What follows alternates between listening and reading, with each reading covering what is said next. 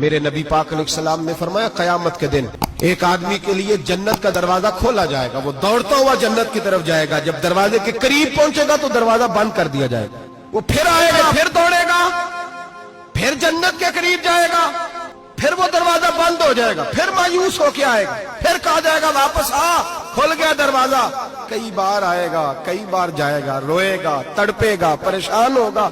फरिश्ते से कहेगा ये मेरे साथ क्या हो रहा है?